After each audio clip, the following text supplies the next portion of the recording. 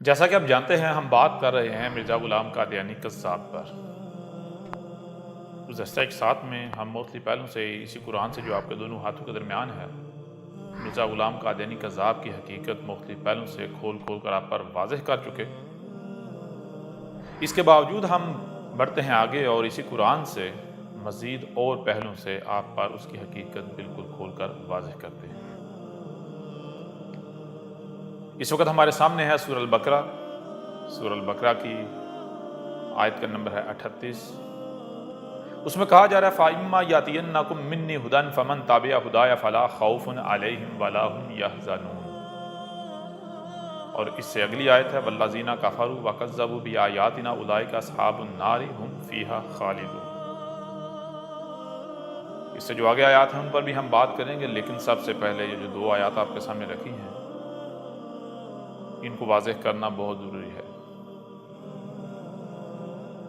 قرآن کی ان آیات میں رب العالمین یہ کہہ رہا ہے فَإِمَّا فاپس اما، جب کبھی بھی یعنی جب دنیا میں ایسے حالات آ جائیں کہ تمہیں ہدایت کی ضرورت ہے، تمہیں میری طرف سے رہنمائی کی ضرورت ہے، جب تم دنیا میں اس زمین پر ہدایت کے حوالے سے صرف اور صرف میرے محتاج بن جاؤ، میرے علاوہ تمہاری کوئی رہنمائی نہیں کر سکتا، تو پھر کیا ہوگا؟ یاتیناکم، میں خود تمہارے پاس آؤں گا تمہاری رہنمائی کے لیے۔ کیسے آؤں گا؟ وہ اسی قرآن میں اور مختلف مقامات پر بالکل کھول کر واضح کر دیا کہ رب العالمین کا انسانوں کی رہنمائی کا طریقہ کار کیا ہے، قانون کیا ہے۔ وہ قانون یہ ہے کہ جب جب زمین پر جو ہدایت کی طلبگار ہوگی وہ ضلال مبین میں ہوگی، 100% گمراہیوں میں ہوگی، تو پھر ان میں انہی سے ایک دو ٹانگوں والا یعنی بشر جو ہے وہ ان کی ہدایت کے لیے رب کھڑا کرے گا، رب لے کر آئے گا۔ اور وہ کون ہوگا؟ وہ رب خود ہوگا، وہ رب کی زبان ہوگا۔ یوں اس کی صورت میں رب جو ہے وہ لوگوں کی، انسانوں کی رہنمائی آ کر کرے گا۔ تو یہی بات اس آیت میں کہی جا رہی ہے فَإِمَّا يَأْتِيَنَّكُمْ، یعنی پس جب بھی زمین پر ایسا وقت آئے، تمہارے اوپر ایسا وقت آئے کہ جب تم ہدایت کے حوالے سے میرے محتاج بن جاؤ، میرے علاوہ کوئی بھی تمہاری رہنمائی نہ کر سکے، تو اس وقت پھر کیا ہوگا؟ یہ میرا وعدہ ہے کہ میں خود آؤں گا تمہیں سے دو ٹانگوں والے کی صورت میں، جسے آپ رسول کہتے ہیں، رسول کی صورت میں آؤں گا، تم میں رسول بیس کروں گا۔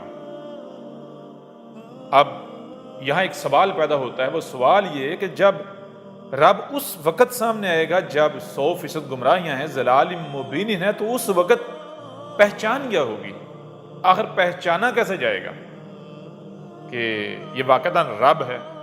تو آگے اسی کی وضاحت کر دی، پہچان بتا دی۔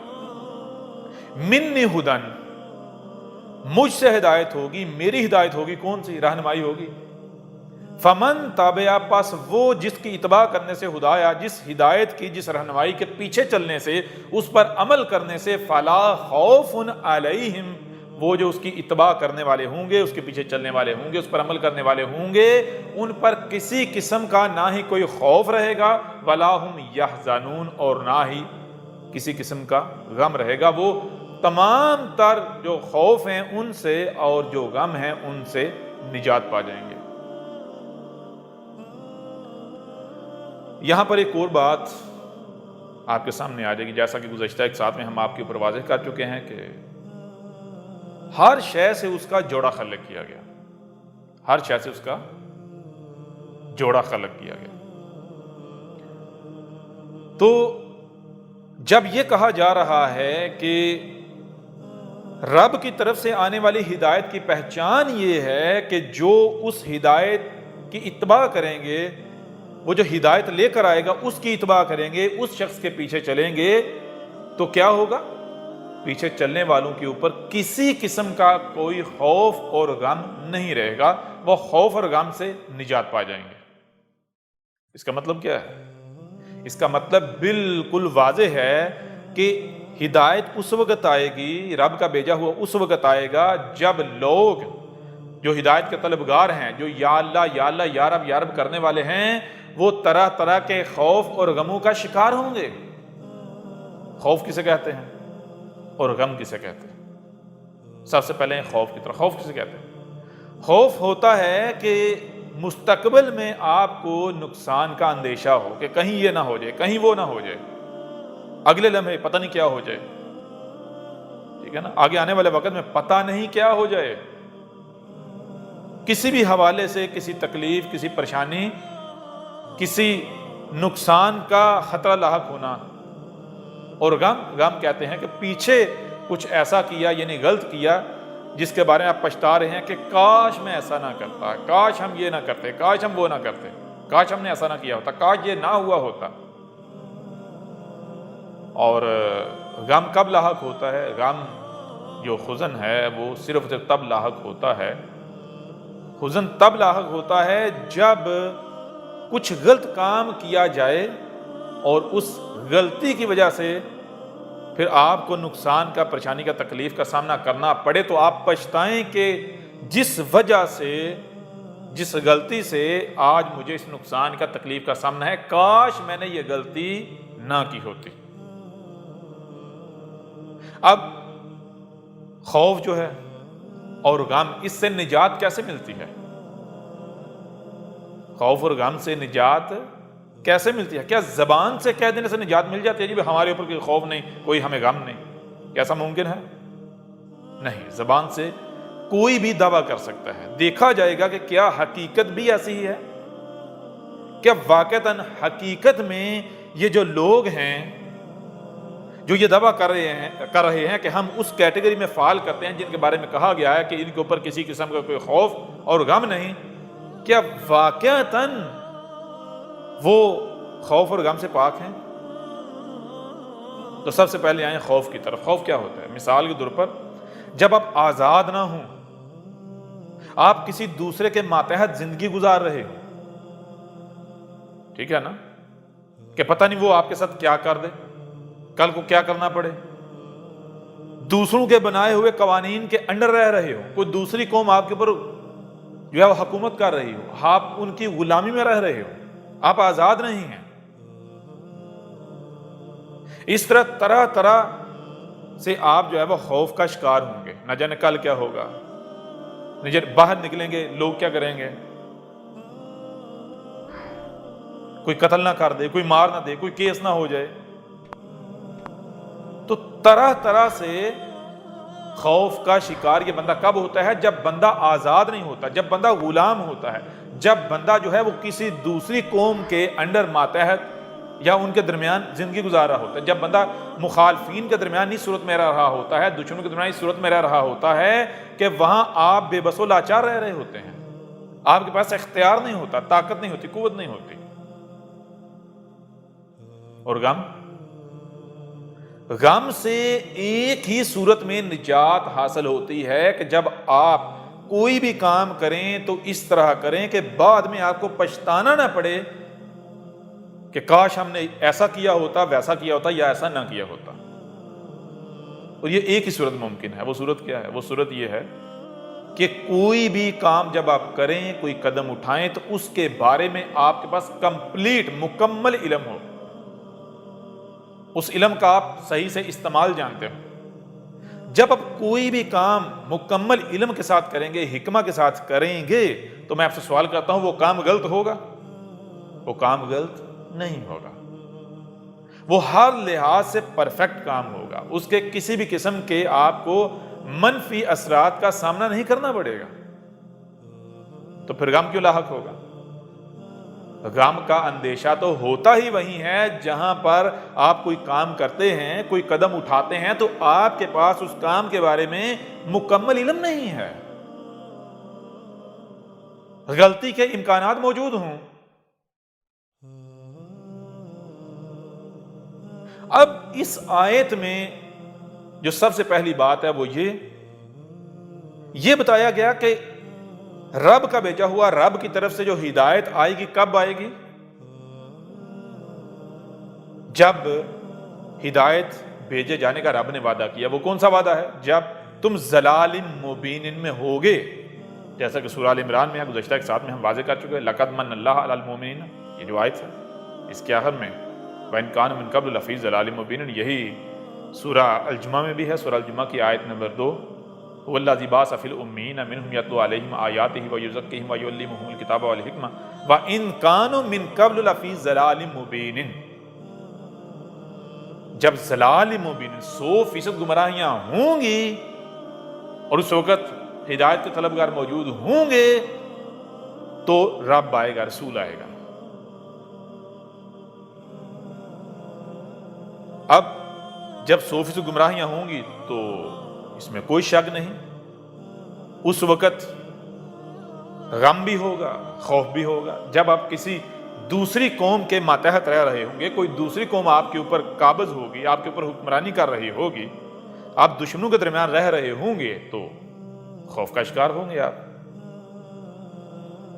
غم کا شکار بھی ہوں گے۔ ظاہر سی بات ہے، گمراہیاں ہیں، علم نہیں ہے، کیا کرنا ہے، کیسے کرنا ہے، کس طرح کرنا ہے، تو پھر قدم قدم پر غم کا بھی سامنا کرنا پڑے گا۔ تو ایسی صورت میں رب سے آنے والی ہدایت کی پہچان کیا ہوگی کہ خوف اور غم سے نجات۔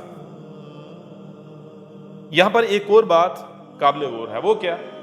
یہ کیوں کہا جا رہا ہے کہ میری طرف سے، رب یہ کیوں کہہ رہا ہے کہ میری طرف سے آنے والی ہدایت کی یہ پہچان ہوگی؟ اس کی وجہ یہ ہے کہ صرف رب کی طرف سے ہدایت کے دعوے دار نہیں ہوں گے، رب کے علاوہ اور بھی ہدایت کے دعوے دار موجود ہوں گے۔ رب کے علاوہ اور بھی تمہاری رہنمائی کے ہدایت کے دعوے دار موجود ہوں گے، تو ان میں سے رب کی ہدایت کون سی ہے اس کی پہچان واضح کی گئی۔ رب کی طرف سے آنے والی ہدایت کی پہچان خوف اور غم سے نجات، اور خوف اور غم سے نجات کس طرح ممکن ہے؟ وہ ایک ہی صورت میں ممکن ہے کہ جب آپ کو ذلت سے نکال کر، ایک محکوم قوم سے نکال کر ایک حاکم قوم بنا دیا جائے، عزت دلا دی جائے، بلند مقام دلا دیا جائے، زمین کا وارث بنا دیا جائے، تب ہی آپ خوف سے نجات حاصل کر پائیں گے۔ نجات خوف سے ملے گی تب جب آپ حکومت میں آ جائیں گے، اقتدار میں آ جائیں گے، زمین کے وارث بن جائیں گے۔ اور غم سے نجات صرف اسی صورت میں ممکن ہے کہ جب آپ کے پاس پرفیکٹ علم آ جائے، اور اس علم کا صحیح استعمال، اور وہ ایک ہی صورت ہے، وہ رب کے علاوہ کو دے نہیں سکتا۔ اور ذلت سے نیچے سے اٹھا کر عزت بلند مقام دلوانا، یہ بھی رسول کے علاوہ، یعنی رب کے علاوہ کو کر نہیں سکتا۔ اس کا مطلب کیا ہے؟ اس کا مطلب یہ ہے، بتایا جا رہا ہے کہ اے ہدایت کے طلبگارو، اے یا رب کرنے کے دعوے دارو، اے یا اللہ کرنے کے دعوے دارو، اے وہ جو دن رات یا اللہ کر رہے ہو، جان لو جب بھی تم ہدایت کے محتاج ہوگے، تمہیں ہدایت کی رہنمائی کی ضرورت ہوگی، تم ذلیل و رسوا ہو رہے ہوگے، تو اس وقت کیا ہوگا؟ تم ہی سے بہت سارے ایسے ہوں گے جو تمہاری رہنمائی کے، ہدایت کے دعوے دار ہوں گے۔ ان میں سے کوئی ایک بھی ایسا نہیں ہوگا جس کا یہ دعویٰ ہو کہ بھائی ہم تو شیطان کی طرف سے ہیں، نہیں۔ ان میں سے ہر ایک کا یہی دعویٰ ہوگا، یہی اعلان ہوگا کہ ہم تو تمہارے رب کی بات کر رہے ہیں، ہم تو تمہیں حق دے رہے ہیں، ہم تو حق پیش کر رہے ہیں۔ کوئی بھی یہ نہیں کہے گا کہ ہم رہنمائی کے لبادے میں راہزن ہیں، نہیں، کوئی بھی یہ نہیں کہا۔ ہر کوئی تمہارا رہنما یعنی ہمارا نمائندہ ہونے کا دعوے دار ہی نظر آئے گا۔ کوئی بھی یہ نہیں کہے گا کہ ہم تمہیں شیطان کی طرف لے کر جا رہے ہیں، تمہیں ہم بہکا رہے ہیں، یہ غلط طرف لے کر جا رہے ہیں، نہیں۔ ہر کوئی یہی دعویٰ کرے گا، یہ حق ہے، یہ حق ہے، یہ حق ہے، یہ جو ہم پیش کر رہے ہیں یہ رب کی طرف سے ہے۔ لیکن جان لو ان میں سے حق کیا ہے، ہماری رہنمائی کون سی ہے، جس کی اتباع کرنے سے، جس کے پیچھے چلنے سے، اس کے پیچھے چلنے والے جو ہیں وہ خوف اور غم سے نجات پا جائیں۔ اب آگے بڑھنے سے پہلے میں آپ سے سوال کرتا ہوں، مرزا غلام قادیانی آیا اس نے کیا دعویٰ کیا کہ اے لوگوں میں تو رب کا بھیجا ہوا ہوں، تمہارے رب کا بھیجا ہوا ہوں، یہ ہے وہ ہدایت جو تمہارے رب کی طرف سے ہے۔ آگے نہیں بڑھتے، میں یہاں تک آپ سے سوال کرتا ہوں کہ مرزا غلام قادیانی جس قوم کی طرف آیا، جس قوم کی طرف آنے کا دعوے دار تھا، کیا وہ قوم ذلت میں پڑی ہوئی تھی، ذلت کا شکار تھی، خوف اور غم کا شکار تھی؟ تو اس میں کوئی شک نہیں، وہ قوم ذلت کا شکار تھی، ان کے اوپر ایک دوسری قوم جو ہے وہ انگریز جو ہے وہ حکومت کر رہے تھے، دشمنوں کے درمیان وہ قوم رہ رہی تھی، اس میں بھی کوئی شک نہیں۔ خود کو مسلمان کہلوانے والے ہندوؤں کو، عیسائیوں کو اپنا دشمن گردانتے ہیں تو ان کے درمیان رہ رہے تھے۔ تو مرزا غلام قادیانی کے آنے سے جنہوں نے اس کی اطاعت و اتباع کی، جو اس کے پیچھے چلے، جنہوں نے اس کو مسیح موعود تسلیم کر لیا، کیا وہ ذلت سے نکلے؟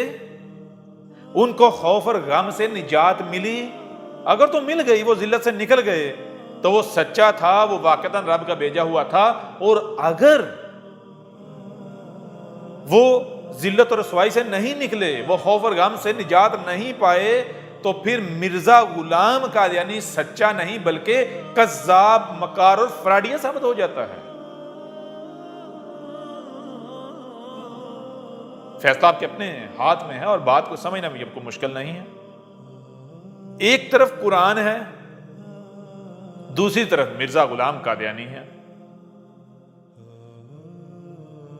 مرزا غلام قادیانی آ کر کہتا ہے میں مسیح موعود ہوں، یعنی وہی مسیح جس کا تم سے وعدہ کیا جاتا رہا 14 صدیاں تک، 13 صدیاں تک۔ وہ آ کر کہتا ہے میں وہی ہوں، میں رب کا بھیجا ہوا ہوں۔ اب سوال یہ پیدا ہوتا ہے کہ اگر وہ واقعتاً رب کا بھیجا ہوا تھا، تو کیا رب کو یہ ثابت نہیں کرنا چاہیے تھا کہ یہ واقعتاً میرا بھیجا ہوا ہے؟ کیوں؟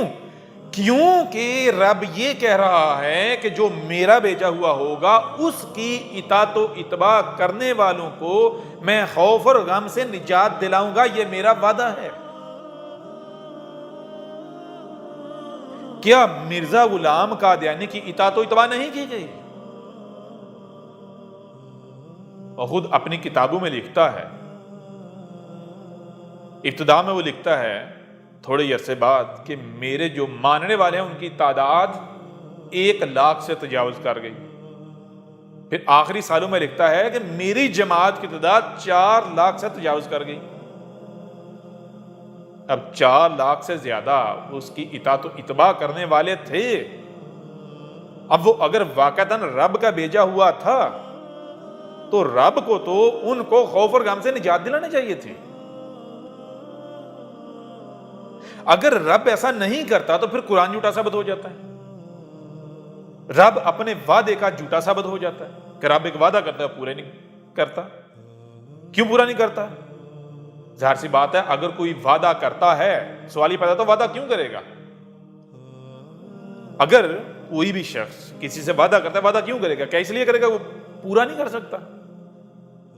وعدہ اسی چیز کا کیا جاتا ہے جو آپ پورا کر سکتے ہیں۔ اب اگر رب نے وعدہ کیا ہے تو کیوں کیا؟ ظاہر بات ہے رب وعدہ پورا کر سکتا ہے۔ اس کے باوجود اگر وہ نہیں ہوتا تو ایک ہی صورت بچتی ہے، وہ صورت یہ بچتی ہے کہ یہ شخص، یہ گروہ رب کے وعدے کے اندر نہیں آتا، رب کا وعدہ اس شخص یا ان لوگوں کے ساتھ نہیں ہے۔ ٹھیک ہے نا؟ اور اگر اس کے باوجود بھی کوئی یہ کہتا ہے نہیں جی ہم وہی گروہ ہیں، یہ مرزا غلام قادیانی وہی شخص ہے، تو پھر اس کا مطلب یہ ہے کہ آپ اپنے عمل سے یہ اعلان کر رہے ہو کہ رب جو ہے اس نے ایسا وعدہ کیا جو وہ پورا ہی نہیں کر سکتا تھا۔ رب جو ہے اس نے ایسا وعدہ کیا جو پورا ہی نہیں کر سکتا تھا۔ کیا ایسا ممکن ہے؟ سوال ہی پتہ نہیں ہوتا۔ یوں آپ کے اوپر یہ بات بالکل کھل کر واضح ہو جاتی ہے کہ ایک طرف مرزا غلام قادیانی ہے اور دوسری طرف القرآن رب العالمین۔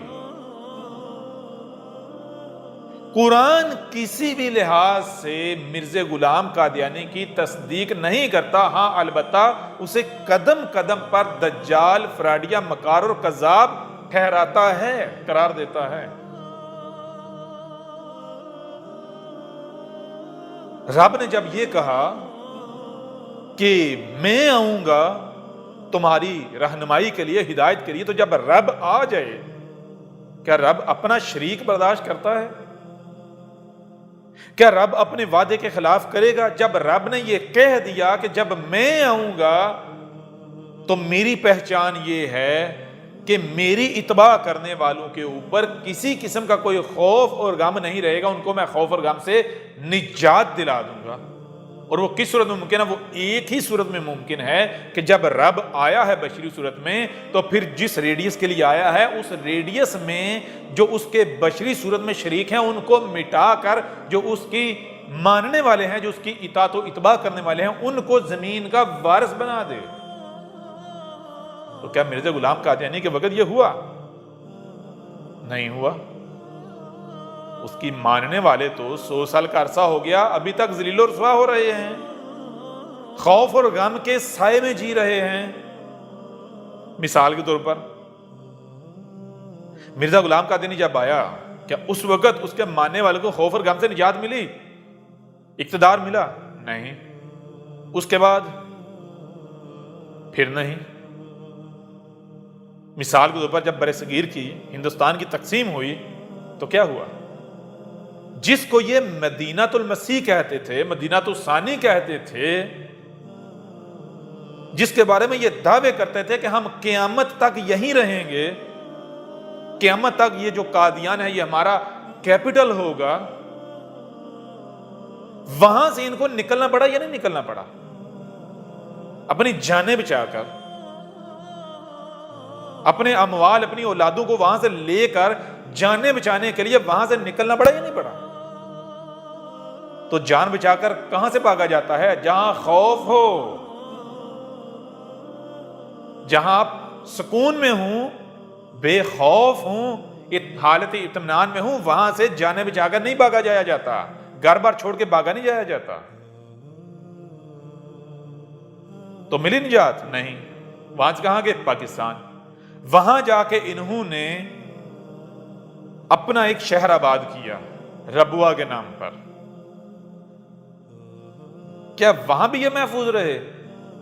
وہاں جا کر بھی ان کو خوف اور غم سے نجات ملی؟ حالانکہ مل جانی چاہیے تھی۔ انہوں نے الگ اپنا ایک شہر بنایا، انہوں نے ملک کے اندر ایک اپنا ملک بنا لیا، اسٹیٹ کے اندر اپنی اسٹیٹ بنائی۔ باہر سے کسی مسلمان کی جرت نہیں کہ ان کی اسٹیٹ میں آ سکے ان کی اجازت کے بغیر۔ اس اسٹیٹ کے اندر جو ربوا نامی اسٹیٹ تھی، اس اسٹیٹ کے اندر ان کے اپنے قوانین، اپنی جیلیں، سب کچھ اپنا۔ تو کیا وہاں بھی یہ خوف اور غم سے محفوظ رہے؟ نہیں۔ وہاں سے بھی ان کو بھاگنا پڑا۔ کہاں؟ لندن۔ کہاں بھاگنا پڑا؟ جن کو یہ دجال کہتے ہیں، جن اقوام کو یہ اپنا سب سے بڑا دشمن تسلیم کرتے ہیں، ان کو انہی کی جگہ پناہ لینی پڑی۔ اب مجھے بتائیں، کیا خوف اور غم سے نجات مل گیا؟ نجات پا گئے؟ نہیں۔ جب مرزا غلام قادیانی کے آنے سے خوف اور غم سے نجات ملی ہی نہیں تو مرزا غلام قادیانی کس طرف سے رب کا بھیجا ہوا ثابت ہو گیا؟ اس کے باوجود بھی اگر آپ لوگ یا آپ میں سے کوئی شخص یہ کہتا ہے کہ مرزا غلام قادیانی وہی مسیح تھا، رب کا بھیجا ہوا تھا، محدث یا کوئی بھی لقب دیتے ہیں، کسی بھی حوالے اس کو رب کا نمائندہ ڈکلیئر کرتے ہیں کسی بھی حوالے سے، تو آپ اپنے عمل سے رب العالمین کے اوپر بہت بڑے بڑے بہتان باندھ رہے ہیں۔ آپ رب العالمین کو اپنے وعدے کا جھوٹا کہہ رہے ہیں، آپ رب العالمین کو کمزور کہہ رہے ہیں، عاجز آ جانے والا کہہ رہے ہیں کہ اس نے اپنا بندہ بھیجا اور جس مقصد کے لیے بھیجا وہ مقصد پورا ہی نہیں کر پایا، وہ اس کی اتباع کرنے والے کو خوف اور غم سے نجات ہی نہیں دلا پایا۔ تو ایسا کون کر سکتا ہے؟ ظاہر سی بات ہے جو کمزور ہوتا ہے۔ اگر کوئی طاقتور ہو تو تو وہ اپنے وعدے کو پورا نہ کر پائے، کیسے ممکن ہے؟ تو آپ اپنے عمل سے یہ کہتے ہو کہ جو تمہارے مخالفین ہیں، تم تو چھوڑو، تمہارے رب سے بھی زیادہ طاقتور ہیں، تمہارے دشمن دو ٹانگوں والے، تم تو کیا تمہارے رب سے بھی زیادہ طاقتور ہیں۔ ٹھیک ہے نا؟ اب ایک طرف مرزا غلام قادیانی کذاب ہے اور دوسری طرف القرآن ہے، رب العالمین ہے، حق ہے۔ فیصلہ آپ کے پاس ہے، آپ کے اختیار میں ہے کہ آپ کدھر جانا چاہتے ہیں۔ نمبر 1۔ نمبر 2، اب آگے بڑھتے ہیں، ذرا دیکھیں اگلی آیت میں کیا ہے۔ آیت نمبر 39 میں 39، والذین کافروا، والذین اور ایسے لوگ کافر جو کفر کر رہے ہیں، وکذبوا بآیاتنا اور کذب کر رہے ہیں ہماری آیات کے ساتھ۔ مطلب کیا؟ مطلب یہ کہ جب رب کی طرف سے رہنمائی آ گئی، ہدایت آ گئی، یعنی رب کا بھیجا ہوا آ گیا، تو جو اس کا کفر و کذب کر رہے ہیں، جو اس کا کفر و کذب کر رہے ہیں، اور رب کی آیات کے ساتھ کذب کر رہے ہیں، اولئک اصحاب النار، یہ وہ لوگ ہیں جو اصحاب النار کے اصحاب ہیں۔ النار کیا ہے؟ زندگی جہنم بن جانا، فکریں، پریشانیاں، تکلیفیں۔ رسول آتے ہیں لوگوں کو جہنم سے نکالنے کے لیے۔ جہنم کیا ہے؟ جہنم تو کہتے ہیں ہر وقت جلتے رہنا، پریشانیاں، مصیبتیں، تکلیفیں، غم، فکریں، سکون ہی نہیں ہے۔ اور جنت، جنت تو سکون کا نام ہے، آزادی کا نام ہے۔ ہم فیہا خالدون، تو کہا یہ اس وقت تک اسی حالت میں رہیں گے جب تک کہ یہ رجوع نہیں کر لیتے۔ رب کا جو بھیجا ہوا ہے اس کی چھتری تل نہیں آ جاتے۔ تو اب میں آپ سے سوال کرتا ہوں، ایک طرف آپ رکھیں ان لوگوں کو جو مرزا غلام قادیانی کو ماننے والے ہیں، اس کی جماعت، اس کے گروہ کو، اور دوسری طرف آپ رکھیں ان لوگوں کو جن کے بارے میں آپ کا یہ دعویٰ ہے کہ وہ مرزا غلام قادیانی کا کفر و کذب کرنے والے ہیں، کہ مرزا غلام قادیانی سچا تھا، رب کا بھیجا ہوا تھا، اس کی لائی ہوئی جو ہدایت تھی وہی تھی، جو رب کی طرف تھی وہ حق تھا۔ تو جو اس کے کفر و کذب کرنے والے ہیں ان کو رکھیں ایک سائڈ پر۔ تو ذرا موازنہ کریں، ذلیل کون ہو رہا ہے، جہنم کا شکار کون ہے، ادھر سے ادھر بھاگ رہا ہے، کوئی سکون نہیں، ہر وقت خوف غم کا شکار، وہ کون ہے جن کو تم مسلمان کہتے ہو؟ مسلمان چھوڑو، مرزا غلام قادیانی کا تو دعویٰ تھا کہ میں پوری دنیا کے لوگوں کے لیے بھیجا گیا ہوں، پوری دنیا کی اقوام کے لیے بھیجا گیا ہوں، تو دنیا کی جو بھی قوم اس کا انکار کرے گی، اسے نہیں مانے گی، تو اس کے ساتھ وہی کیا جائے گا جو رب اپنے رسول کا کفر کذب کرنے والے کے ساتھ کرتا ہے۔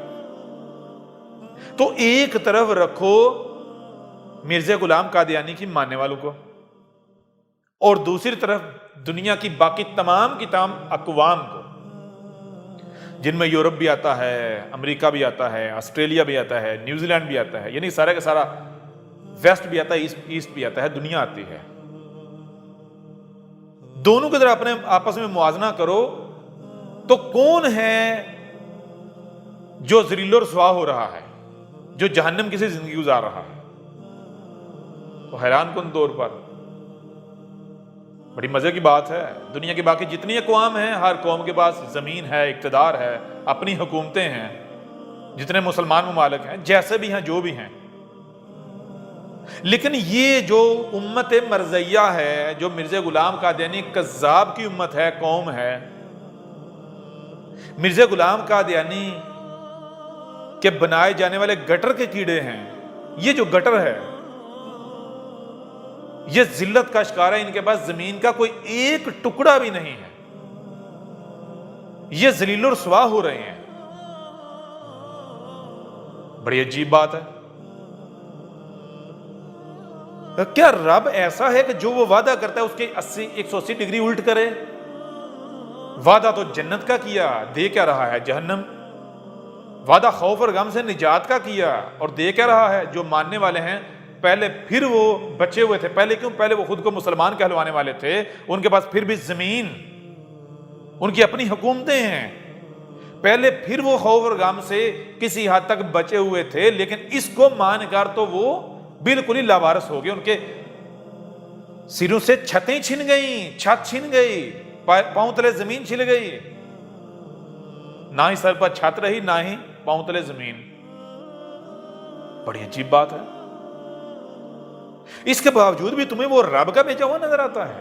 وہ کس طرف سے, کچھ ہمیں تم بھی تو بتاؤ نا. آؤ ذرا میدان میں سامنے آؤ اور ہمیں بھی بتاؤ کہ وہ کس طرف سے, کس پہلو سے تمہیں رب کا بھیجا ہوا نظر آتا ہے. بتاؤ ذرا.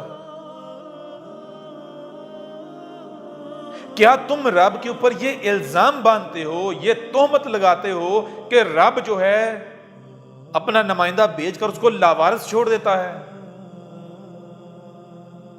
جب بھیجتا ہے وعدہ تو یہ دلاتا ہے میں تجھے زمین کا وارث بناؤں گا, تو ٹکرا جا, زمین کا وارث بناؤں گا. اور جب وہ ٹکراتا ہے یا سامنے آتا ہے تو رب پیچھے ہٹ جاتا ہے. یہ الزام لگاتے ہو رب کے اوپر. تو جو لوگ ایسے الزامات رب پر لگائیں ان کا انجام کیا ہونا چاہیے, ان کی سزا کیا ہونی چاہیے؟ وہی جو تم بھگت رہے ہو, آج تک بھگتتے آئے. لیکن اب جب کہ حق آ گیا تو جان لو جیسے تم پہلے تمہارے ساتھ چلتا آ رہا تھا اب اسی طرح نہیں چلتا رہے گا, کیونکہ وہ تو تمہاری عادت ہو چکی نا, تمہاری عادت ہو چکی. اگر کسی کو مسلسل کوئی چیز کھلاؤ گے تو کچھ عرصے بعد اس کی تو عادت بن جائے گی, وہ اس کے بغیر تو وہ رہ نہیں سکے گا. کسی کو اگر آپ روزانہ ڈنڈے مارو گے, ایک وقت آئے گا کہ وہ ڈنڈے کھانا اس کی عادت بن جائے گی, ڈنڈے کھائے بغیر وہ رہ نہیں سکے گا. ڈنڈے پڑے گے, چیخے تو مارے گا, لیکن وہ ڈنڈے کھائے بغیر رہ بھی نہیں سکے گا, کیونکہ اس کی عادت ہو جائے گی. تو اس لیے اب ایسا نہیں چلے گا. کیوں؟ جیسے چل رہا ہے اس وجہ سے کہ یہ تمہاری عادت ہو چکی ہوئی ہے. اب مختلف کیا جائے گا, اب اس سے ایک قدم آگے بڑھایا جائے گا. کیا؟ جان لو اب حق آ گیا ہے. جب حق آ گیا ہے تو حق کو حق حاصل ہے کہ اسے تسلیم کیا جائے. کیوں؟ کیونکہ حق کا شریک ہے باطل اور حق لا شریک ہے. حق آ جائے اپنا شریک برداشت کرے, یہ ممکن ہی نہیں ہے. رب کا بھیجا ہوا آ جائے اور رب وہ نہ کر کے دکھائے جو رب کا وعدہ ہے, ایسا ممکن ہی نہیں ہے. ٹھیک ہے نا؟ لہذا غور کرو, تحقیق کرو. اگر آج واقعتاً حق آ گیا ہے تو پھر ایسا ہی نہیں چلتا رہے گا جیسا چل رہا ہے یا چلتا رہا, بلکہ اب اس کے بعد وہ ہوگا جو آج تمہیں بتایا جا رہا ہے, جس سے متنبہ کیا جا رہا ہے. تمہیں نشان عبرت بنا دیا جائے گا. ٹھیک ہے نا؟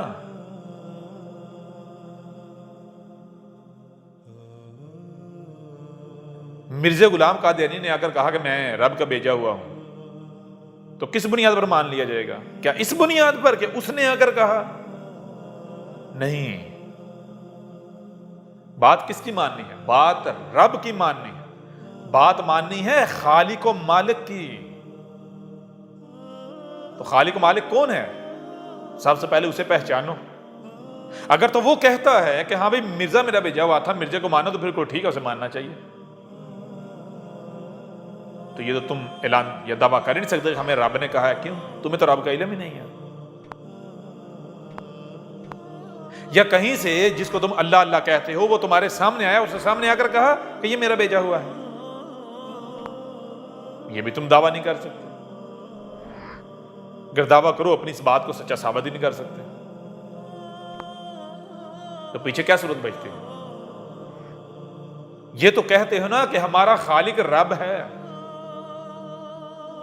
یہ تو مانتے ہو نا کہ جو ہمارا خالق ہے, یہ آنکھیں, یہ کان, یہ عقل جو ہے اسی نے دی ہے. ٹھیک ہے نا؟ جب تمہیں سننے, دیکھنے اور سمجھنے کی صلاحیت رب نے دی ہے تو کیوں دی ہے؟ غور تو کرو. یہ صلاحیتیں کیا ہیں؟ ان صلاحیتوں سے تم صحیح اور غلط کی پہچان کر سکتے ہو.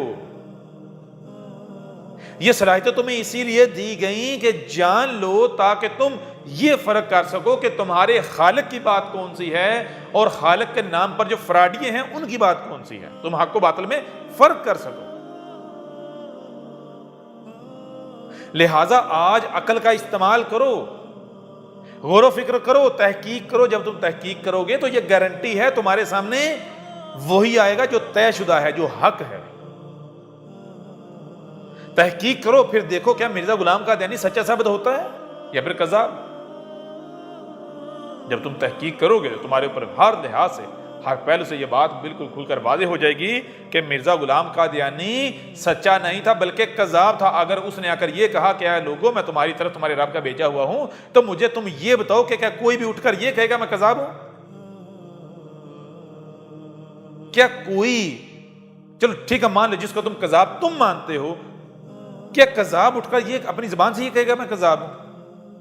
کیا جھوٹا اپنی زبان سے کہے گا میں جھوٹا ہوں؟ تم بازار میں جاتے ہو، اب بازار میں جو لوگ جعلی مال بیچتے ہیں، کیا وہ اپنی زبان سے یہ کہتے ہیں کہ یہ ہمارا مال جعلی ہے؟ نہیں، بلکہ زبان سے ان کا دعویٰ یہ ہوتا ہے کہ ہمارا مال اصلی ہے۔ نہ صرف یہ دعویٰ ہوتا ہے بلکہ ان کا دعویٰ یہ ہوتا ہے باقی کسی کے پاس نہیں، صرف ہمارے پاس اصلی ہے۔ پتہ کیسے چلے گا وہ سچ بول رہے ہیں؟ پتہ تب چلے گا جب آپ تحقیق کا کہو گے نا کہ بھائی میں آپ کے مال کو پرکھنا چاہتا ہوں، دیکھنا چاہتا ہوں، پرکھنا چاہتا ہوں، تحقیق کرنا چاہتا ہوں، تو وہاں پر آپ کا ہاتھ روک دیں گے، کہیں گے نہیں تحقیق نہیں کرنی۔ تحقیق سے کون گھبراتا ہے؟ تحقیق سے کون ڈرتا ہے؟ تحقیق سے وہی گھبراتا ہے، وہی ڈرتا ہے جس کے اندر چور ہوتا ہے، جو باطل ہوتا ہے، جو غلط ہوتا ہے، کیونکہ اسے پتہ ہے وہ کانپ رہا ہے، اس کی ٹانگیں کانپ رہی، اس کو پتہ ہے تحقیق کرنے کی دیر ہے، اس کا دجل کھل جانا ہے۔ کیا حق تحقیق سے روکے گا؟ نہیں۔ جب آپ کو سننے کے لیے کان، دیکھنے کے لیے آنکھیں، جو سنائی اور دکھائی دیتا ہے، اسے سمجھنے کی جو صلاحیت ہے وہ دی ہی اسی لیے ہے کہ تاکہ حق کو پہچانا جا سکے، حق و باطل میں فرق کیا جا سکے۔ تو پھر حق کیوں روکے گا تحقیق سے؟ وہ تمہیں یہ صلاحیتیں دی ہی اس لیے ہیں تاکہ تم حق کو پہچانو۔ جی لہذا بہت آسان نکتہ ہے، جو تحقیق سے روکے، جو تمہیں باندھ کے رکھے کسی دائرے میں، کسی گروہ میں، کسی فرقے میں، تحقیق سے روکے، جو کہے کہ اس کی نہیں سننی، اس کی نہیں سننی، اس کی نہیں سننی، تحقیق نہیں کرنی، غور و فکر نہیں کرنا، جان لو وہ حق نہیں، وہ باطل ہے۔ حق ہو اور وہ تحقیق سے روکے، کیسے ممکن ہے؟ اور روکے گا تو وہی جس کو خطرہ ہے۔ کیا حق کو کوئی خطرہ ہے؟ سوال ہی پتہ نہیں ہوتا۔ لہذا تحقیق کرو، تمہارے اوپر ہر پہلو سے، ہر لحاظ سے یہ بات بالکل کھل کر واضح ہو جائے گی کہ مرزا غلام قادیانی بہت بڑا کذاب تھا، مکار تھا، فراڈیا تھا۔ یہ قادیانیت کے نام پر، مرزیت کے نام پر، احمدیت کے نام پر اس نے دنیا کا غلیظ ترین گٹر قائم کیا، گٹر بنایا، گٹر کی تعمیر کی، اور تم ہو کہ تمہیں اس گٹر کے کیڑے ہونے پر فخر ہے۔ بڑی عجیب بات ہے۔ کتنے حقیر و نیچ ترین لوگ ہو تم، کتنے غلیظ ترین لوگ ہو تم کہ تم نے اپنے گندا ہونے پر فخر ہے۔ اور کیوں نہ ہو، ظاہر سی بات ہے، ایک شہد کی مکھی ہے، ایک دوسری وہ مکھی ہے گند والی۔ پھول سجا دو، طرح طرح کے فروٹ رکھ دو، پھل رکھ دو، پھل پھول رکھ دو، وہ جو گندی مکھی ہے وہ کس پر آ کے بیٹھے گی؟ گند کے اوپر۔ کیوں؟ اس کے لیے وہی جنت ہے۔ لیکن شہد کی مکھی ایسا کبھی نہیں کرے گی، وہ مر جائے گی، گند کی طرف نہیں جائے گی۔ تم شہد کی مکھیاں نہیں ہو، تم وہ گندی مکھیاں ہو جو گند سے وجود میں آئی ہو، اور گند کے بغیر نہیں رہ سکتے تم لوگ۔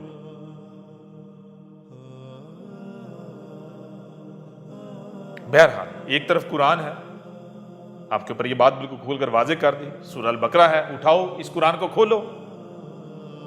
فَإِمَّا يَأْتِيَنَّكُم مِّنِّي هُدًى فَمَن تَبِعَ هُدَايَ فَلَا خَوْفٌ عَلَيْهِمْ وَلَا هُمْ يَحْزَنُونَ وَالَّذِينَ كَفَرُوا وَكَذَّبُوا بِآيَاتِنَا أُولَٰئِكَ أَصْحَابُ النَّارِ هُمْ فِيهَا خَالِدُونَ۔ ایک طرف قرآن ہے، قرآن کیا کہہ رہا ہے؟ قرآن یہ کہہ رہا ہے، رب کہہ رہا ہے، رب العالمین یہ کہہ رہا ہے کہ جب تمہیں ہدایت کی ضرورت پیش آئے گی، جب ہمارے رسول کے بھیجنے کا وعدہ آئے گا، رسول آئے گا، ہماری طرف جو ہدایت اس کی پہچان یہ ہے کہ جو اس کی اتباع کریں گے ان کو خوف اور غم سے نجات دلا دیا جائے گا۔ کیسے نجات دلا دی جائے گی خوف اور غم سے؟ یہ آپ کے اوپر واضح کر دیا گیا، وہ ایک ہی صورت ہے، زمین کا وارث بنایا جائے۔ اور یہی بات اس قرآن میں اور پہلو سے واضح کر دی گئی، بتایا گیا کہ جو ہمارے بھیجے ہوئے کی اطاعت و اتباع کریں گے، جو المومن ہے، ہمارا وعدہ ہے ہم ان کو زمین کا وارث بنا دیں گے۔ جب ہم آگے بڑھیں گے اگلی ایک ساتھ میں تو ان پہلو پر بھی بات کریں گے، حقائق آپ کے سامنے رکھیں گے۔ لیکن اب تھوڑا آگے اگر بڑھیں تو اگلی آیت جو آیت نمبر 40 میں کیا کہا؟ اس میں کہا گیا یا بنی اسرائیل اذکروا نعمتی التی انعمت علیکم واوفوا بعہدی اوفی بعہدکم وایایا فرحبون۔ یہاں پر جو بات کی کہ یا بنی اسرائیل، وہ جو بنی اسرائیل تھے ان کو بھی یہی کہا گیا تھا۔ کیا کہا گیا تھا؟ اذکروا، کیا ذکر کر رہے ہو، کہ یاد کر رہے ہو؟ کیا یاد کر رہے ہو؟ کہ ذرا اپنی حالتوں کو دیکھو، اپنی حالتوں، اپنی کنڈیشن، اپنی سچویشن کو دیکھو۔ یعنی جب بنی اسرائیل میں رسول آیا تھا، بنی اسرائیل میں موسیٰ آیا تھا، تو موسیٰ نے آ کر کہا کہ اے بنی اسرائیل کہ دیکھو آج تم کس حالت میں ہو، ذلیل و رسوا ہو رہے ہو، آل فرعون تمہارے اوپر حکومت کر رہے ہیں، تمہاری کتوں سے بدتر ویلیو ہے، کوئی اہمیت و حیثیت نہیں، ذلیل و رسوا ہو رہے ہو۔ یہ جو تم ذلت کی زندگی گزار رہے ہو، فرقہ در فرقہ تقسیم ہو، آپس میں لڑ رہے ہو، ایک دوسرے کو مار رہے ہو، دوسری قومیں تمہیں انگلی پر نچا رہی ہیں، ان کے مہرے بنے ہوئے ہو، تمہارا ایک کیا تمہارے 1000 بھی قتل ہو جائیں، کسی کے اوپر کوئی، کسی کے قانون کے اوپر کوئی جوں تک نہیں رینگتی۔ کیا ذرا یاد کرو، ذرا ماضی میں جھانکو، کیا شروع میں تم ایسے ہی تھے؟ کہ شروع سے ایسے چلتا آ رہا ہے؟ شروع سے تمہارے حالات ایسے ہیں؟ تو پتہ چلے گا نہیں، یہ شروع سے ہم ایسے نہیں ہیں۔ ایک وقت تھا جب ہم دنیا کی عظیم قوم تھے، ہم زمین کے وارث تھے۔ یہ قوم آج جو ہمارے اوپر حاکم ہے، ہم ان کے اوپر حاکم تھے۔ یہ ہماری غلامی میں، ہماری حکمرانی میں، ہمارے ماتحت زندگی گزار رہی تھی۔ لیکن آج ذلت و رسوائی، یہ کیسے ہوا؟ یہ کیسے ہوا؟ اور جب عزت ملی تھی، بلند مقام ملا تھا، وہ کیسے ملا تھا؟ تو پتہ چلتا ہے بلند مقام رب کے بھیجے ہوئے کے ذریعے، یوسف کے ذریعے۔ یعنی جب آپ غور کریں گے، یہاں بنی اسرائیل کی مثال سامنے رکھی گئی کہ ایک وقت تھا جب بنی اسرائیل ذل و رسوا ہو رہے تھے، تو پھر اس کے بعد کیا ہوا؟ بنی اسرائیل کو عزت بلند مقام دیا گیا۔ کیسے، کب دیا گیا؟ جب تک بنی اسرائیل رب کی طرف سے آنے والی رہنمائی کا کفر و کذب کرتے رہے، تب تک ذل و رسوا ہوتے رہے۔ لیکن جیسے ہی رب کا بھیجا ہوا آیا، رب کی طرف سے آنے والی رہنمائی کو انہوں نے تسلیم کیا، اس کے اوپر چلے، تو نتیجہ کیا نکلا؟ ان کو زمین کا وارث بنا دیا گیا۔ تو یہی کہا کہ ذرا یاد کرو کہ تمہارے اوپر جو نعمت کی تھی، کیا، کون سی نعمت؟ تمہیں زمین کا وارث بنایا تھا۔ کیسے بنایا تھا؟ یہ جو آج تمہاری حالت ہے، شروع سے ایسے چلتی آ رہی؟ نہیں، ایسی نہیں تھی۔ تو یہ چیز ہے کہ قرآن میں یہ جو آپ کے سامنے رکھا گیا ہے، یہ کیا رکھا ہے؟ یہ بنی اسرائیل کی کہانی نہیں سنائی جا رہی۔ موسیٰ کے بعد بھی ایک وقت آیا جب بنی اسرائیل کو پوری زمین کا وارث بنایا گیا۔ کس کی صورت میں؟ داؤد، اور پھر اس کے بعد اس کا بیٹا سلیمان کی صورت میں۔ جب بنی اسرائیل سلیمان کے جھنڈے کے نیچے متحد ہوئے، سلیمان کی رہنمائی میں چلے، تو پوری زمین کا وارث بنا دیا گیا۔ پوری زمین کا، زمین کا 1 انچ بھی ایسا نہیں تھا کہ جو سلیمان کی سلطنت سے باہر ہو، سلیمان کی حکومت سے، بنی اسرائیل کی حکومت سے باہر ہو۔ یہ کیسے ہوا تھا؟ لیکن اس سے پہلے یہ ذل و رسوا ہو رہے تھے۔ تو بتایا ذرا غور کرو، ماضی میں جب تمہیں بلند مقام ملا کب ملا؟ تو پتہ چلے گا، تاریخ اٹھا کر دیکھ لی جائے کہ تب بلند مقام ملا، تب عزت ملی، تب تک غم اور خوف اور غم سے نجات ملی، جب رب آیا، یعنی اپنے بھیجے ہوئے کی صورت میں، جب رسول آیا اور اس کی اطاعت و اتباع کی گئی تو بلند مقام جو ہے وہ حاصل ہوا۔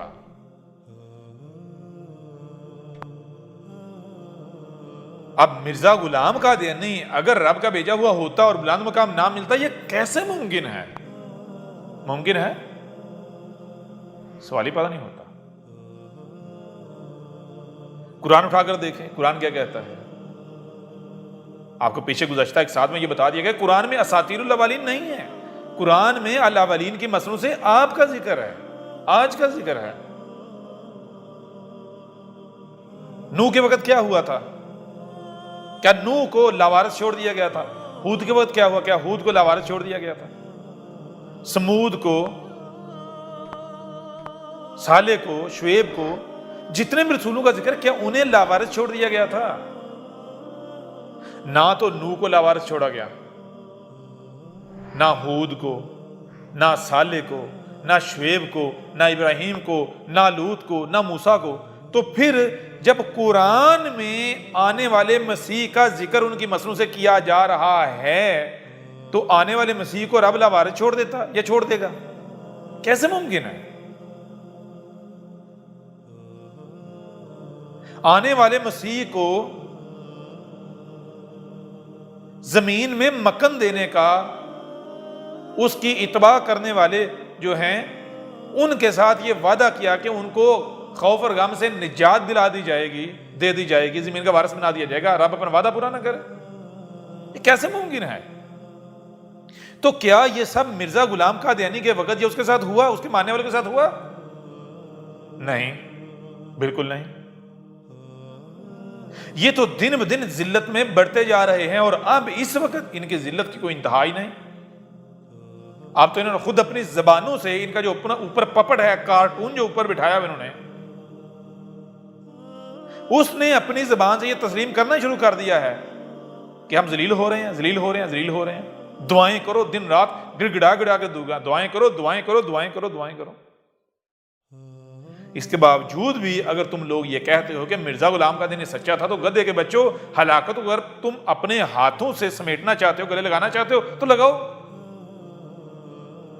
جان لو آج حق آ گیا اور دنیا کی کوئی طاقت حق کا مقابلہ نہیں کر سکتی۔ حق آ جانے کے باوجود بھی اگر تم گمراہ کے گمراہ ہی رہتے ہو، تم ذلت کو ہی اپنا مقدر بناتے ہو، تو تم سے بڑا بدبخت، بیوقوف، جاہل، گمراہ اور کوئی ہے ہی نہیں۔ تم سے بڑا دنیا کا غلیظ ترین گٹر کا کیڑا اور کوئی ہے ہی نہیں۔ ٹھیک ہے نا؟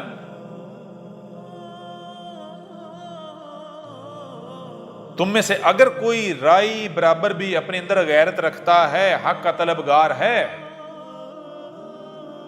تو حق اس قدر کھول کر واضح کر دیا گیا کہ جان لو اس کے پاس ایک رائی برابر بھی کوئی عذر، کوئی بہانہ نہیں بچتا کہ اس کے اوپر حق واضح نہیں کر دیا گیا۔ اس نے حق کو سمجھ نہیں لیا، سمجھ نہیں آ گیا، سوال ہی پتہ نہیں ہوتا کہ وہ کوئی عذر کو بہانہ پیش کر سکے۔ لہذا ایک طرف قرآن ہے، دوسری طرف مرزا غلام قادیانی ہے۔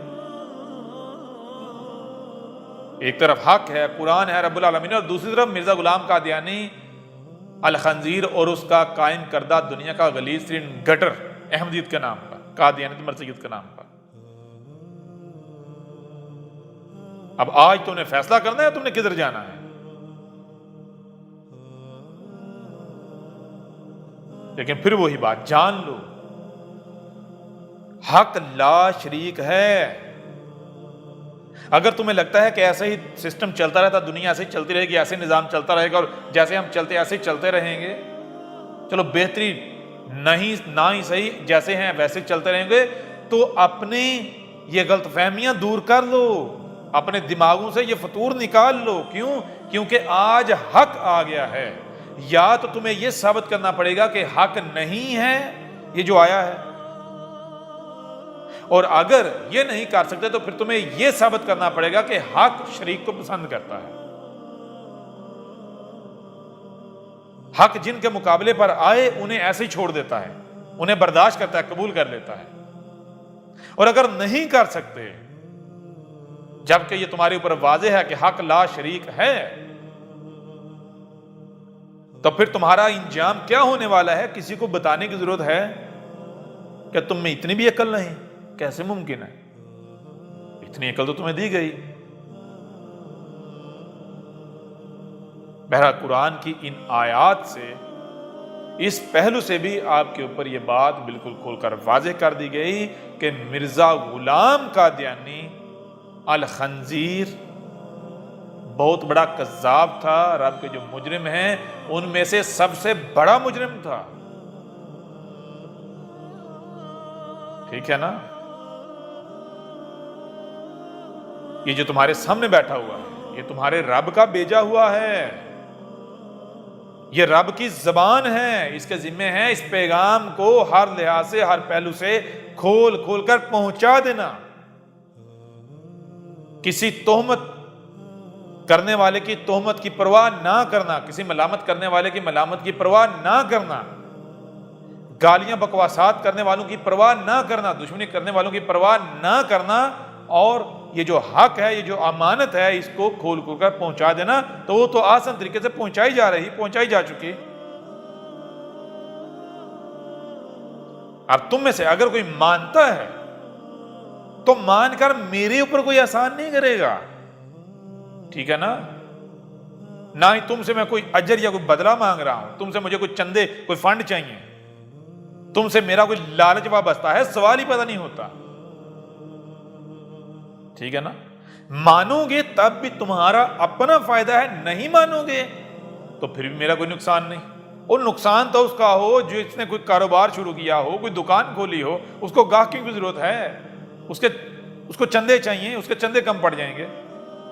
نہیں مانو گے تو میرا نقصان بھی کوئی نہیں ہے، نقصان تمہیں خود کو۔ کیوں؟ کیونکہ قرآن میں کہانیاں نہیں سنائی گئیں۔ اٹھاؤ اس قرآن کو، گزشتہ ایک ساتھ میں واضح کر دیا گیا، سورہ الانبیاء، اس میں کیا کہا گیا؟ اس کی آیت نمبر 10 میں لَقَدْ أَنزَلْنَا إِلَيْكُمْ كِتَابًا فِيهِ ذِكْرُكُمْ، یہ تمہاری طرف کتاب اتاری گئی، یہ تمہارے دونوں ہاتھوں کے درمیان ہے، جس کو تم القرآن کہتے ہو، اس میں تمہارا ذکر ہے۔ لیکن کیسے؟ اگر ظاہر دیکھو گے تو گمراہ ہو جاؤ گے۔ ظاہر میں تمہیں وہ جو گزر چکے ان کا ذکر نظر آئے گا، باطن دیکھو گے پھر نظر آئے گا کہ یہ ان کا ذکر نہیں ہے، ان کی مسلوں سے تمہارا ذکر ہے۔ قرآن تو آئینہ ہے، ٹھیک ہے نا؟ تو اگر آج حق جب آ گیا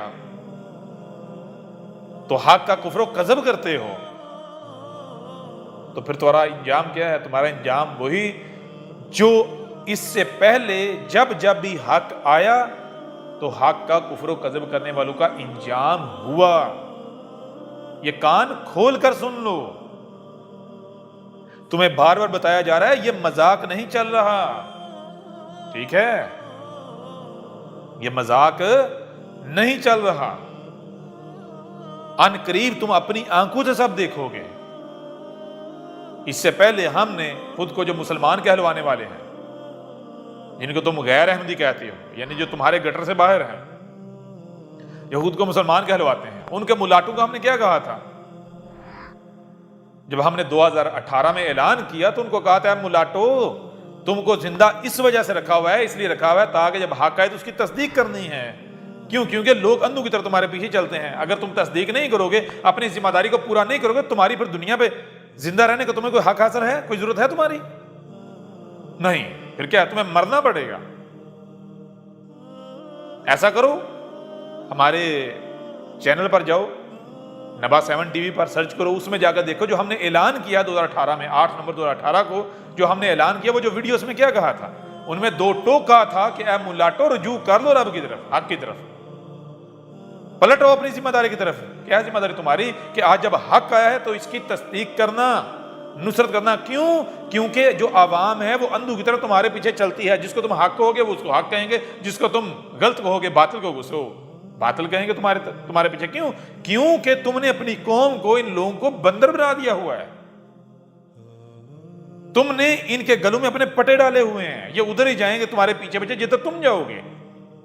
تو آج اگر تم اپنی ذمہ داری سے کفر کرتے ہو، ذمہ داری سے انکار کرتے ہو، تو پھر تمہیں زندہ رہنے کو کوئی حق حاصل ہے؟ ذرا خود غور. اگر تم خود کوئی شے لے کر آتے ہو، وقت آنے پر وہ شے اس ذمہ داری کو، مقصد کو پورا ہی نہیں کرتی، مقصد کو پورا کرنے سے انکار کر دیتی ہے، تو کیا کرو گے؟ تمہیں اس کے اوپر پیار آئے گا؟ اس کو سنبھال کے رکھو گے، یا پھر اسے اٹھا کر کوڑے میں پھینکو گے، کباڑ میں پھینکو گے؟ تو ہم نے اس وقت ملاٹوں کو کہا تھا کہ اے ملاٹو جان لو، خود کو علماء کہلوانے والوں جان لو، اگر تم اپنی ذمہ داری ادا نہیں کرتے، ٹھیک ہے نا، تو پھر تمہیں زندہ رہنے کا کوئی حق حاصل نہیں، تمہیں مرنا ہوگا. تو آج کیا ہوا؟ کیا وہی ملاٹے خود اپنی زبانوں سے نہیں کہہ رہے، وہی مسلمان خود اپنی زبانوں سے نہیں کہہ رہے کہ 2020 غم کا سال ہے، کہ تاریخ میں ایسا واقعہ نہیں ہوا جو واقعہ 2020 میں ہوا ہے؟ کیوں؟ کیا ہوا ہے؟ کہ ملاٹوں کی کثیر تعداد مر گئی ہے دیکھتے دیکھتے، اور یہ ایک حیران کن واقعہ ہوا ہے، آج تک ایسا نہیں ہوا. خود یہ ملاٹے کہہ رہے ہیں، خود یہ مسلمان کہہ رہے ہیں. کہتا ہے ملاٹو یا تو کھل کر سامنے آؤ، دشمنی کرو، اگر کھل کر دشمنی نہیں کرنی، تمہیں پتہ ہے یہ حق ہے، تو پھر گونگے ہو کر نہیں بیٹھنا، پھر اپنی ذمہ داری ادا کرنی ہے.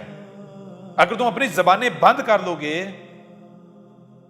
گونگے بن جاؤ گے، تو پھر تمہیں زندہ رہنے کا کیا مقصد کیا رہ جاتا ہے پیچھے؟ اگر تم نے خود یہ فیصلہ کر لیا کہ تم نے خاموش رہنا ہے، تو تمہیں پھر پکا خاموش کر دیا جائے گا. کیوں؟ کیونکہ اب تمہاری ضرورت نہیں ہے، اب ہم آ گئے ہیں. تو کیا ہوا 2020 میں؟ کیا ہو رہا ہے؟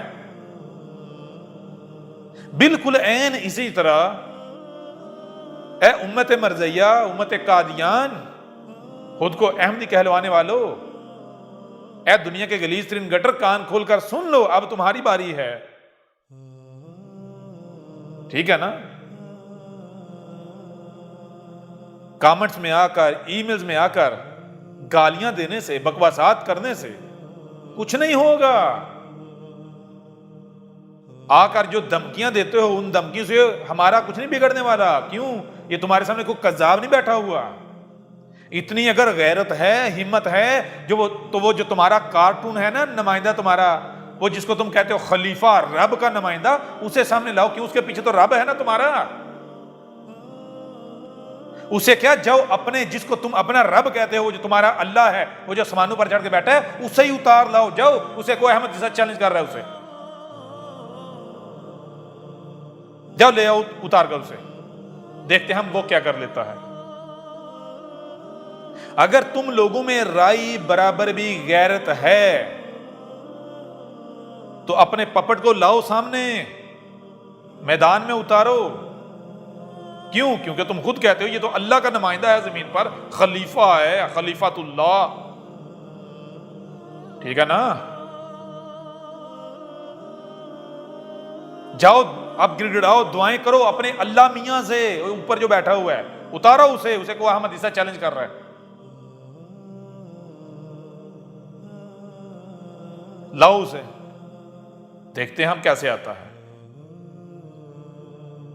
یہ جو تم کامنٹس میں آ کر گالیاں دیتے ہو، بکواسات کرتے ہو، ای میلز میں آ کر جو دھمکیاں دیتے ہو، اپنی جیسے بڑا ڈرانے کی کوشش کرتے ہو، تمہیں ایک مثال سناتے ہیں، تمہیں ایک مثال سے بتاتے ہیں کہ تم کون لوگ ہو. ایک شخص تھا، وہ جس کو چاہتا تھپڑ مار دیتا، مال لوٹ لیتا. آگے سے اگر کوئی اعتراض کرتا یا کوئی اونواں کرتا تو اسے ڈراتا. جانتے ہو میں کون ہوں؟ میں بادشاہ کا بڑا قریبی ہوں، میرا بادشاہ کے ساتھ بڑا گہرا تعلق ہے. اب جس کو بھی اس نے مارنا، لوگوں نے بادشاہ کا نام سن کے ڈر جانا. کیوں؟ بھائی ہو سکتا ہے بادشاہ کے ساتھ اس کا تعلق ہو سکتا ہے بادشاہ کا نمائندہ ہو، لہٰذا اگر اس کے ساتھ دشمنی کی تو یہ دشمنی بادشاہ کے ساتھ ہوگی، تو ہم بادشاہ کا مقابلہ نہیں کر سکتے. لہٰذا وہ جس کو جی چاہتا تھپڑ مارتا، مال چھینتا اور آگے سے بادشاہ کی دھمکی دیتا. کرتے کرتے کرتے ایسا ہوا کہ اس نے ایک شخص کو گالی دی، اور جب اس نے پوچھا بھائی گالی کیوں دی، تو اس نے آگے سے بادشاہ کی دھمکی دی کہ تو مجھے جانتا نہیں، میں یہ کر دوں گا وہ کر دوں گا۔ کیوں؟ میری بادشاہ کے ساتھ رشتہ داری ہے، میرا بادشاہ کے ساتھ بڑا گہرا تعلق ہے، جو میرے ساتھ دشمنی کرے گا بادشاہ کے ساتھ دشمنی ہے، میرے سر پر میری کمر پر بادشاہ کا ہاتھ ہے۔ یہ سننے کی دیر تھی، اس شخص نے اس کو دبا کے تھپڑ مارا۔ یہ جو شخص تھا آگے سے ڈرائے بادشاہ تھے، جتنا ڈرائے اتنے تھپڑ کھاتا جائے۔ جب تھپڑ کھا کھا کے تھک گیا، چیخ اٹھا، بلبلا اٹھا، پوچھا کہ وہ تو کون ہے جو بادشاہ سے نہیں ڈر رہا؟ تجھے کو فرق نہیں پڑ رہا؟ تو اس نے سامنے سے کہا، گدھے کے بچے، میں وہی ہوں جس سے تو ڈرا رہا ہے مجھے، میں وہی بادشاہ ہوں جس سے تو ڈرا رہا ہے مجھے۔ تم مجھ کو مجھے سے ڈرا رہے ہیں، مجھ کو میرے نام سے ڈرا رہے ہیں۔ ایسا تو کیوں کر رہا ہے؟ تو ایسا اس لیے کر رہا ہے کیونکہ تجھے پتہ ہی نہیں بادشاہ کون ہے کیا ہے۔ اگر تجھے پتا ہوتا بادشاہ کون ہے کیا ہے تو ایسا کرتا؟ تو مجھے ڈراتا جو کہ خود یعنی بادشاہ کو ڈراتا؟ اگر تیرا بادشاہ کے ساتھ تعلق ہوتا، کوئی جان پہچان ہوتی، بادشاہ کا ہاتھ تیرے اوپر ہوتا، تیری کمر پر، تیرے سر پر، تو تجھے تو فوری مجھے پہچان لینا چاہیے تھا۔ ٹھیک ہے نا؟ بالکل اس بندے کا سا معاملہ تمہارا ہے، اس شخص کا جو ہر کسی کو بادشاہ کے نام پر ڈرا رہا تھا۔ تمہاری یہ عادت ہو چکی ہوئی لوگوں کو بادشاہ کے نام پر، اللہ کے نام پر ڈرانا، اللہ کے نام پر، اللہ کے نام پر، اللہ کے نام پر، ان کو ڈرانا اور لوٹنا۔ لیکن تمہیں یہ نہیں پتا کہ آج یہ جو تمہارے سامنے ہے یہ تمہارا رب کلام کر رہا ہے، تو تم مجھ کو موجی سے ڈرا رہے ہو۔ اس کے باوجود بھی اگر تم کہتے ہو کہ نہیں یہ ہمارا رب نہیں ہے، ہمارا رب تو کوئی اور ہے، اوپر چڑھ کے بیٹھا ہوا ہے، تو پھر لے آؤ اسے، پھر لے آؤ اسے، پھر دیکھتے ہیں ہم وہ کون ہے، کیا ہے، کہاں سے آتا ہے۔ پہلے اس کا وجود تو ثابت کر لو۔ اب رب خود آ گیا، اس کو تم ڈراؤ گے؟ یہ تم دو ٹانگوں والے سے ڈرے گا؟ وہ تمہاری اوقات کیا ہے، تمہاری حیثیت کیا ہے؟ گٹر کے کیڑو، وہ تم ہو کون؟ ہو کیا تم؟ ایک طرف خود ہی کہتے ہو کہ بھائی یہ جو دوسرے فرقے ہیں یہ باطل ہیں، یہ گمراہ ہیں، یہ باطل ہیں۔ پہچان کیا ہے؟ یہ دلیل سے بات نہیں کرتے، یہ گالیاں دیتے ہیں، یہ دشمنی کرتے ہیں۔ اور یہی باطل کی پہچان ہے کہ باطل کے پاس دلیل نہیں ہوتی تو وہ گالی اور دشمنی پر اتر آتا ہے۔ جن کے پاس دلیل نہیں ہوتی وہ گالیاں دیتے ہیں۔ تو تم کیا کر رہے ہو احمد عیسیٰ کے مقابلے پر؟ کیا گالیاں نہیں دے رہے؟ دے رہے ہو، بکواسات نہیں کر رہے ہو۔ اس کا مطلب کیا؟ تم تو اپنے ہی فتوے کی زد میں آ جاتے ہو۔ کیوں گالیاں دے رہے ہو؟ کیوں بکواسات کر رہے ہو؟ کیوں ڈراتے ہو؟ ہاں؟ ظاہر ہے اب تمہارے پاس کوئی دلیل نہیں ہے۔ دل کہاں سے ہوگی؟ سامنے کوئی قذاب تھوڑی بیٹھا ہوا ہے، سامنے حق ہے۔ لہذا اب اگر رائی برابر بھی غیرت ہے تم میں تو جان لو اب تمہارے پاس دو ہی رستے ہیں، ہاں یا نہ، اقرار یا انکار۔ اگر تم یہ سمجھو کہ خاموشی اختیار کرنے سے تم بچ جاؤ گے تو نہیں، یہ بھی نہیں ہے۔ کیوں؟ اگر سامنے باطل ہے تو خاموشی اختیار کرنے سے اب بچ سکتے ہو۔ کیوں؟ باطل ہے، گزر جائے گا، آپ خاموش رہو، وقت گزرے گا، پھر آپ کی دکان چلتی رہے گی۔ لیکن اگر سامنے حق ہے تو حق کو حق حاصل ہے، اسے مانا جائے۔ نہیں مانا جائے گا تو جب وقت آئے گا، ڈنڈے کا ہاتھ حرکت میں آئے گا، تو پھر سب سے پہلے وہ رگڑے جائیں گے جو خاموش رہیں گے۔ کیوں؟ اور یا تو کھل کر سامنے آؤ، دشمنی کرو، کھل کر دشمنی کرو، یا پھر ہاں مانو حق ہے، تسلیم کرو۔ درمیان کا کوئی رستہ نہیں ہے۔ جو درمیان میں بیٹھتے ہیں ان کو پہلے پکڑا جاتا ہے، ان کو پہلے ذبح کیا جاتا ہے۔ ٹھیک ہے نا؟ یہ رب کا قانون ہے۔ جیسے آج تم نے دیکھ لیا خود کو مسلمان کہلوانے جو ان کے جو ملاٹے ہیں، ملاٹے دو گروہوں میں تقسیم ہو گئے، ایک وہ جنہوں نے کھل کر ہمارے خلاف ہمیں گالیاں دی، بکواسات، تہمتیں ملا کر کھل کر دشمنی کی، دوسرے وہ ہیں جنہوں نے خاموشی اختیار کر لی، اور جب لوگوں نے ان سے رابطہ کیا، ان سے پوچھا، تو انہوں نے کہا جی خاموشی بہتر ہے۔ کیوں؟ کیونکہ مقابلہ تو اس کا کیا نہیں جا سکتا، اس میں کوئی شک نہیں، حق ہے۔ تصدیق نہیں کرنی یعنی کیا کرو؟ خاموش رہو۔ تصدیق کریں گے تو لوگ جوتے ماریں گے، اب تصدیق ہم نہیں کر نہیں سکتے، اور کفر و کذب وہ بھی نہیں کر سکتے، کیوں؟ پتہ ہے حق ہے۔ کفر و کذب کریں گے تو رب مارے گا، مانیں گے تو لوگ ماریں گے، تو کہاں جائیں؟ خاموشی اختیار کر لی جائے، نہ رب کی طرف جاتے ہیں نہ شریک کی طرف، درمیان میں بیٹھ جاتے ہیں۔ تو وہ جو درمیان میں بیٹھنے والے ملاٹے ہیں، خاموشی اختیار کرنے والے، کیا وہ بچ گئے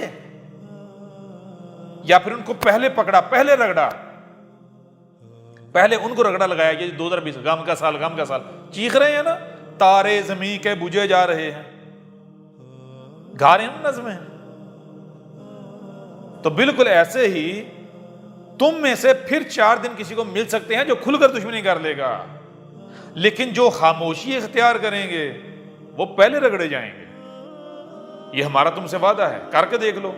یہی ہم نے ملاٹوں کو کہا تھا، تم رجوع نہیں کرو گے، تم بلوں سے نہیں نکلو گے، تم کھل کر نہ ہی رب کی طرف جاؤ گے نہ ہی اس کے شریک کی طرف، تم درمیان کا رستہ اختیار کرو گے تو سب سے پہلے تم مارے جاؤ گے، تم سب سے پہلے رگڑے جاؤ گے۔ تو کیا وہ نہیں رگڑے گے؟ بالکل وہی ہم تمہیں کہتے ہیں، ٹھیک ہے نا؟ دیکھو پھر کیا آتا ہے۔ بہرحال حق ہر لحاظ سے، ہر پہلو سے کھول کھول کر تمہارے اوپر واضح کیا جا چکا۔ ایک طرف قرآن ہے، دوسری طرف مرزا غلام قادیان ہے، ایک طرف رب العالمین ہے اور دوسری طرف مرزا غلام قادیانی الخنزیر ہے، ٹھیک ہے نا؟ ایک طرف حق ہے اور دوسری طرف باطل۔ اب فیصلہ تمہارے اختیار میں ہے کہ تم کیا چاہتے ہو۔